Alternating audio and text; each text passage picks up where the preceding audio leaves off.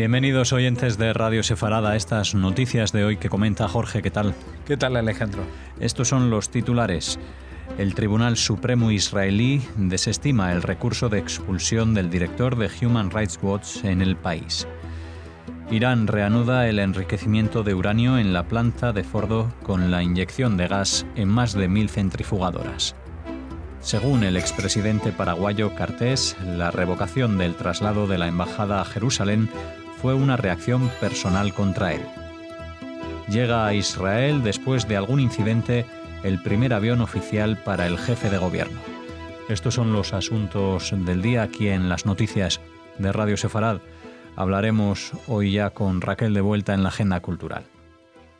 El Tribunal Supremo israelí ha desestimado este martes el recurso presentado por el director de la ONG Human Rights Watch en Israel y Palestina, Omar Shakir, contra la decisión tomada por el Ministerio de Interior en mayo del 2018 de no prolongarle su visado de trabajo al alegar que apoyó el movimiento BDS a favor del boicot a Israel.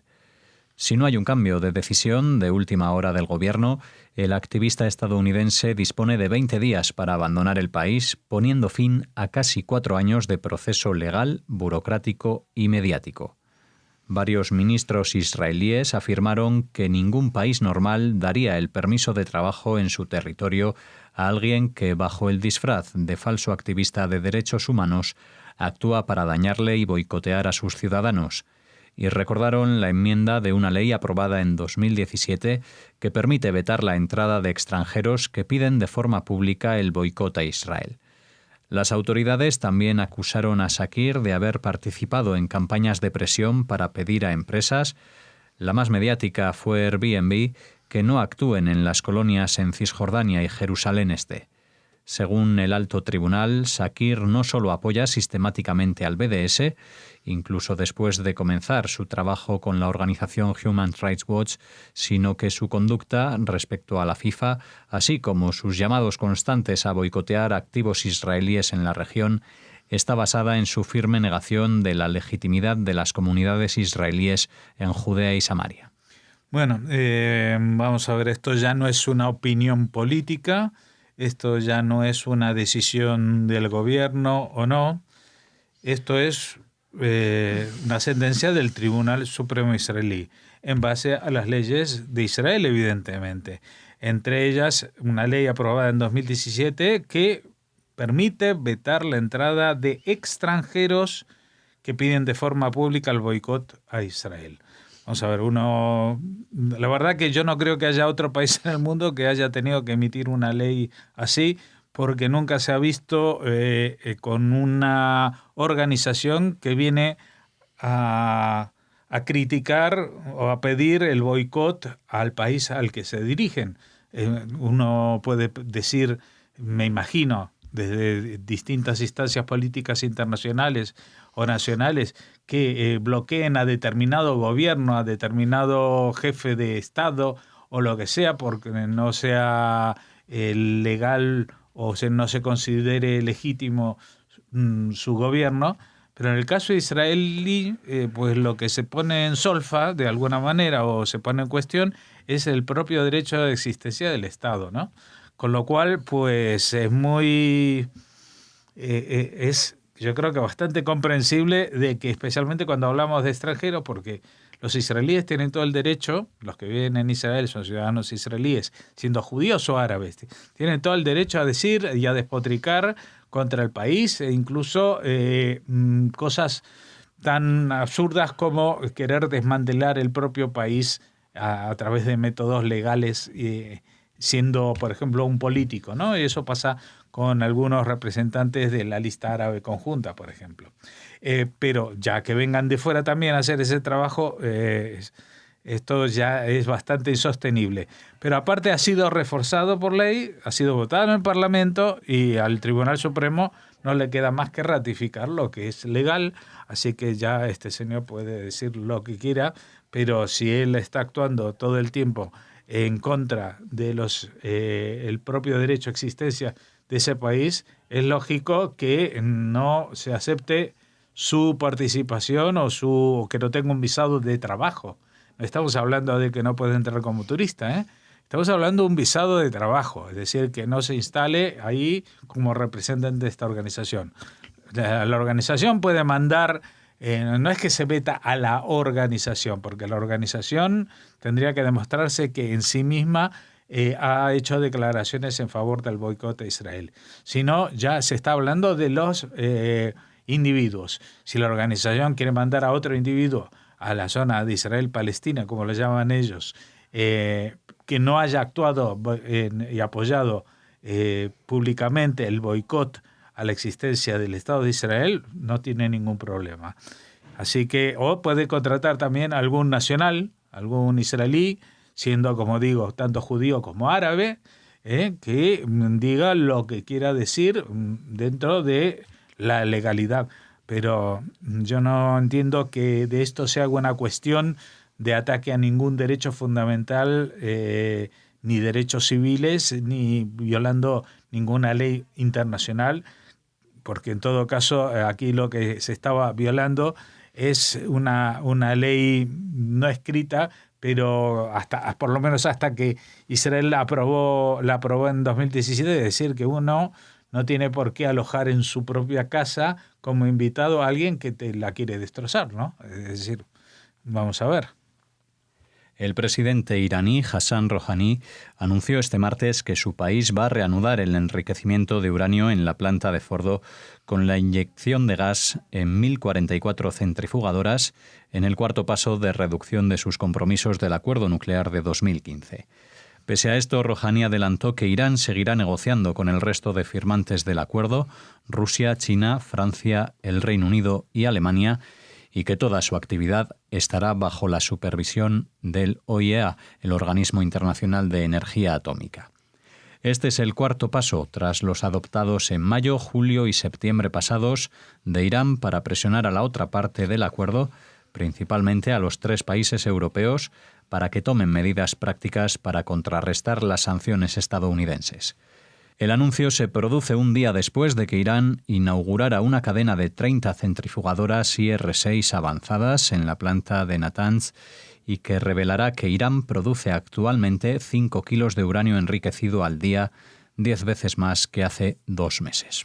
Bueno, a mí la parte graciosa de esta noticia, porque es bastante triste que todo el mundo asista sin hacer absolutamente nada a este rearme atómico de Irán, ¿no? Es decir, ellos están ahora haciendo todo lo que tenían prohibido por el acuerdo, pero dicen que seguirán negociando con el resto de los que han firmado el acuerdo y que incluso toda su actividad está bajo la supervisión de este organismo internacional de energía atómica. Claro, si está bajo la supervisión, pero ellos ya no la cumplen, es porque les da igual de que los de la organización esta digan están haciendo, enriqueciendo uranio, están utilizando centrifugadoras potenciadas con gas, etcétera, etcétera. Están incumpliendo el acuerdo del 2015. Porque lo que quiere demostrar Irán es que tiene que presionar, que a través de sus presiones, pues los otros firmantes del acuerdo van a poder entrar en una espiral de desesperación tal que les va a llevar a violar sus propios intereses, es decir, lo que Rouhani llama que tomen medidas prácticas para contrarrestar las sanciones estadounidenses. ¿Qué medidas prácticas son esas? Es decir, que Francia y Alemania y Reino Unido renuncien al comercio internacional con Estados Unidos para defender el acuerdo con Irán. ¿Realmente se piensa que lo van a hacer? Porque, bueno, Rusia y China están enfrentados a Estados Unidos, mantienen una guerra comercial encubierta y es lógico que pues se posicionen en una situación que comprometa a Estados Unidos. Pero los países de la Unión Europea que son firmantes del acuerdo van a seguir respaldándolo a pesar de que las presiones son como una especie de chantaje para que renuncien a cualquier vínculo con los Estados Unidos en favor de un rearme nuclear de Irán, ¿Hasta dónde cree Rouhani que puede llegar este tipo de presión? Evidentemente no va a llegar a ninguna parte, pero es como un escudo, una excusa que él se pone ante los países. Vamos a ver, a esto no se lo traga nadie, no se lo traga nadie ni en Estados Unidos, ni en Canadá, ni en Australia, etc. La única zona donde puede tener esto influencia es justamente en la Unión Europea, que parece que estamos más perdidos que los de la serie esta de Lost, porque vamos a ver, si te vienen a presionar y a chantajear diciendo, si no haces lo que te digo, voy a hacer lo que ya estoy haciendo, a ver, chico, es que esto no tiene por dónde cogerse. La revocación del traslado de la Embajada de Paraguay a Jerusalén fue una reacción más contra mi persona que contra Israel, aseguró el expresidente paraguayo Horacio Cartés sobre la decisión de su sucesor en el cargo y actual mandatario Mario Abdo Benítez. En mayo del año pasado, el entonces jefe de Estado paraguayo inauguró la sede diplomática en Jerusalén, siguiendo los pasos de Estados Unidos y Guatemala. En septiembre de 2018, poco después de asumir el cargo, Abdo Benítez revocó esa decisión y argumentó que había sido una medida tomada de forma unilateral. Israel respondió rápidamente cerrando su embajada en Asunción y suspendió los programas de cooperación existentes entre ambos países.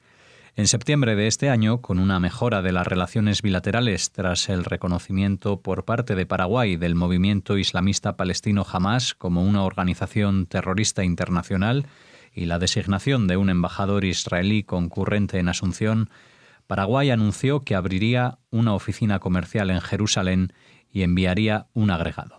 Bueno, sí es cierto lo que ha dicho Cartés, que esto lo hizo Abdo Benítez como una especie de venganza o como una reacción para diferenciarse del antiguo, el presidente que lo precedía, en este caso, Horacio Cartés, pues me imagino que ya pasado año y medio, pues empezará a retomar el tema del traslado definitivo de la embajada a Jerusalén, porque si dice que ese era el problema, que lo había decidido Cartés, pues esto ya ha perdido su efecto. Paraguay ha retomado las relaciones diplomáticas con Israel. Israel invierte mucho más en Paraguay que lo que los paraguayos puedan llegar a invertir o a venderle a Israel jamás. Así que digamos que es más interés o le rendiría más provecho a Paraguay que a Israel esta decisión. Lo más importante es eso, que ha reconocido a Hamás como un grupo terrorista. No recuerdo si también a Hezbollah, porque lo que sí sabemos es que Hezbollah está situado justamente en territorio paraguayo, en lo que se llama la zona de la Triple Frontera, que comparte una zona que comparte con Brasil y Argentina, y a través de la cual pues tradicionalmente ha sido tierra de contrabando, pero también de otras actividades ilícitas que han venido a financiar al grupo terrorista Hezbollah en el Líbano. Esto ha salido a la luz en los últimos años, se han hecho detenciones, pero me imagino que las raíces y la extensión de este movimiento en Paraguay es mucho más honda que lo que ha sido, digamos, diezmado en este año de gobierno de Abdo Benítez. Así que seguiremos esperando, pero esperamos realmente que Paraguay recapacite y siga adelante con su acercamiento a Jerusalén. El nuevo avión para el jefe de gobierno de Israel ha experimentado un fallo técnico la semana pasada, días antes del vuelo de prueba. El incidente se originó por el sobrecalentamiento del sistema de frenos. La aeronave ha sido adquirida de segunda mano a la aerolínea australiana Qantas y junto a su posterior renovación le costaron a Israel unos $170 millones. Está dotada de un avanzado sistema de comunicación encriptada, siendo capaz de volar sin escalas a China, Japón, Estados Unidos o Brasil. El incidente se produjo después de que el fabricante Boeing tuviera que suspender decenas de vuelos en todo el mundo tras el descubrimiento de grietas en una pieza que conecta las alas con el fuselaje de algunos aviones del modelo 737NG. Bueno, y ayer mismo hablábamos de esta empresa de Boeing que estaba retirando, o que había muchas compañías aéreas que estaban retirando algunos modelos antiguos, en que incluso El Al había hecho una especie de vuelo de despedida en Chipre sobre el cielo del Mediterráneo, y no se entiende muy bien que el gobierno de Israel ahora vaya a comprar un avión usado y de este modelo, entre otras cosas, no por nada que le vayan a vender chatarra, pero es que los aviadores, los pilotos, se están, como es lógico, reciclando profesionalmente todo el tiempo, pero ya no hay cursos y ya no se van a hacer nuevos cursos con pilotos de esta línea de los Boeing 700. Entonces, no sé, va a tener que volar con pilotos un poco avejentados, que hayan renunciado a manejar otro tipo de aparatos.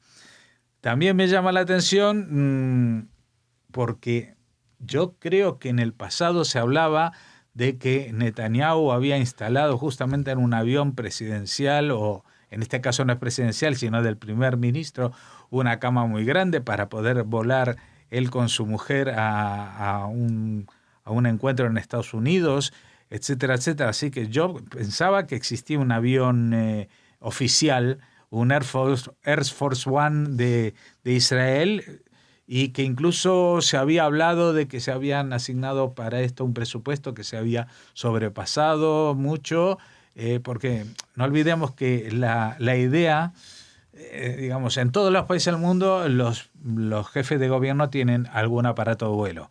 Aquí es muy famoso el Falcon, con el que se retrata Pedro Sánchez y que algunos le echan en cara para lo que lo utilice. Pero esos son aviones de pequeña envergadura y de corto alcance, que en todo caso, si quieren trasladarse en vuelos largos, tienen que hacer varias escalas. En el caso de estos Boeing, son aviones de los que eran de pasajeros, que han sido modificados y por lo tanto pueden cargar mucho más combustible, porque llevan a mucho menos gente, y emprender vuelos sin escalas a cualquier lugar del mundo, a China, a Japón, etcétera, etcétera. Así que lo que no sabemos muy bien es si encima que han comprado un avión de segunda mano de una línea que se está descatalogando y ha tenido un problema antes de traerlo al país con los frenos, yo no sé si siendo jefe de gobierno no optaría por viajar, aunque sea en primera clase, eso sí, pero en una línea comercial normal. Cerramos esta primera parte de estas noticias de hoy aquí en Radio Sefarad. Volvemos con la agenda cultural tras una pausa.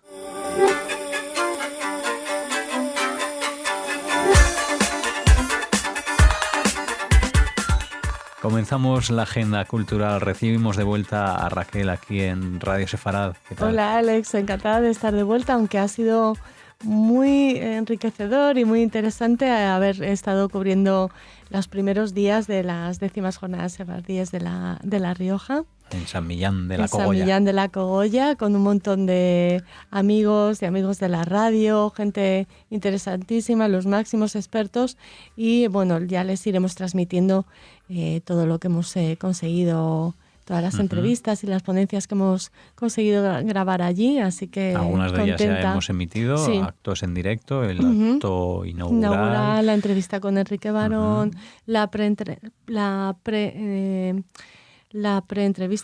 entrevista sobre previa, la previa, ¿no? a la inauguración de las jornadas con Uriel Macías, uno de sus coordinadores, y hoy emitimos una con Almudena Martínez, que es la otra de las coordinadoras, ella forma parte de la fundación de San Millán de la Cogolla, en la que nos hace un balance de lo que han sido estos 20 años de encuentros tan interesantes. Bueno, pues pueden escucharla en el sumario de hoy, en todas las publicaciones que tenemos. Una de ellas pertenece a estas jornadas en La Rioja.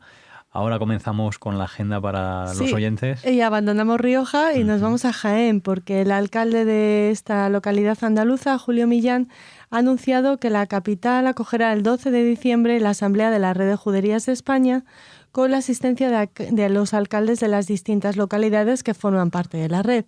En esta asamblea se tiene previsto aprobar el presupuesto de 2020 y se planificarán las medidas a adoptar durante el próximo año. El alcalde ha mantenido una reunión de trabajo con la gerente de la Red Nacional de Juderías, Marta Puig, en la que también han estado presentes el presidente de la asociación Juventa, siempre tan activos, Rafael Cámara, y Juan Cuevas, que es secretario de la organización durante este año en el que la ciudad de Jaén ostenta la presidencia de esta red de juderías. Las ciudades que forman parte de esta red ya lo saben, pero se las recordamos: Ávila, Barcelona, Béjar, Cáceres, Calahorra, Córdoba, Estella Lizarra, Hervás, León, Lorca, Lucena, Monforte de Lemos, me quedo sin voz, perdonen, Plasencia, Rivadavia, Segovia, Tarazona, Toledo, Tudela y Tui, además de la propia Jaén. El presupuesto que se va a aprobar en este encuentro engloba tanto los proyectos históricos como el de Benjamín de Sefarad, que es educativo, Descubre Sefarad o Proyecto Rasgo de restaurantes, alojamientos y guías oficiales, y hay también 3 proyectos muy novedosos. Uno sobre el judío español como tesoro de Sefarad y parte de nuestra cultura, otro llamado Sabores de Sefarad, que tiene un hijo que se llama Olivares de Sefarad, que tiene mucho que ver con Jaén, claro. El último es una guía turística de la Red de Juderías de España, que está elaborada por nuestra querida Alejandra Abulafia, en la que se encuentran lugares emblemáticos, leyendas y datos específicos que cualquier visitante se podrá descargar desde la web y que será presentado en Fitur. Así que estamos impacientes por conocer más detalles sobre esta guía de la turística de la Red de Juderías de España, y bueno, queríamos informarles de esta próxima reunión en Jaén el 12 de diciembre. Muy bien, pues así comenzamos esta nueva agenda de Radio Sefarad hablando de la Red de Juderías de España. Y ahora vamos a hablarles de antisemitismo y de antisemitismo en Alemania.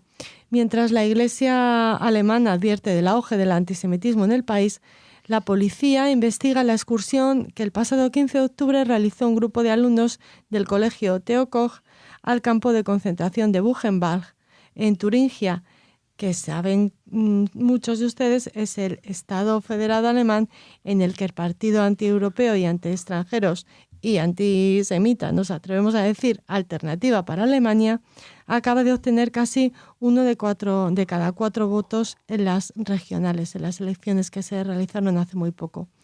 Buchenwald sirvió entre julio de 1937 y abril de 1945 como centro de trabajos forzados en el que murieron unos 56.000 prisioneros, y el objetivo de estas excursiones escolares, cuando los alumnos tienen unos 14 años, es comprender el terror nazi y hacerse una idea del sufrimiento de sus víctimas. Pero en este caso, bueno, parece que esos objetivos no se cumplieron, porque en el viaje de vuelta los alumnos buscaron en sus teléfonos inteligentes cánticos nazis y los entonaron a coro, en una actitud bastante abierta de burla a la actividad escolar y sin que aparentemente los profesores que los acompañaban hicieran nada por impedirlo, según consta en la denuncia que se ha interpuesto. Curiosamente, este mismo colegio fue galardonado en 1996 como la primera escuela sin racismo dentro del programa Escuelas con Coraje, dato que ilustra las dimensiones de la sociología de la región en los últimos 15 años, cómo se ha transformado de ser un ejemplo de tolerancia, ¿no? Y de respeto, valores, a representar una auténtica amenaza en lo que tiene que ver con el antisemitismo y el odio hacia el diferente. No es este un caso aislado. El aumento de amenazas y ataques comenzó en 2015 con el caso de la alcaldesa de Colonia, la independiente Henriette Reker, que estuvo varios días en coma inducido tras ser atacada con un cuchillo por un ultraderechista en la víspera de las elecciones municipales. A modo de reacción a todos estos incidentes que se van acumulando, El pasado miércoles, el Consejo de Ministros alemán aprobó un paquete de medidas para combatir los delitos de odio, el antisemitismo y el extremismo de derechas ante una situación de amenaza en el país que, según el responsable de Interior, Horst Seehofer, es elevada. Este paquete de medidas incluye una mejora en la lucha contra el crimen de odio en Internet, un endurecimiento de la ley sobre tenencia de armas, una mayor protección de políticos locales y medidas preventivas para fomentar la democracia, los valores democráticos. Bueno, pues una noticia que aunque... no iba a decir sorprende, no sorprende, desgraciadamente. Alarma, ¿no? A día de hoy alarma, pero hay que hacerse eco de ellas para conocer lo que está pasando. Pues no sabemos cómo los de Turingia, estos extremistas de Turingia y los jóvenes cantores pro-neonazis se tomarían nuestra próxima noticia, porque les vamos a hablar de los derechos del colectivo LGBT, en este caso en Israel. Es una actividad que organiza colegas, la asociación mayoritaria más importante, lo que tiene que ver con los derechos de la comunidad LGTB.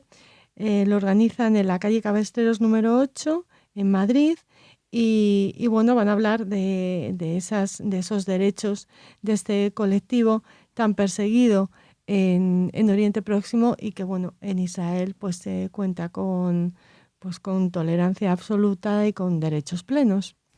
Así que les animamos a participar a todos los interesados en este encuentro que tendrá lugar a las 19 horas, este jueves 7 de noviembre en la calle Cabestreros número 8.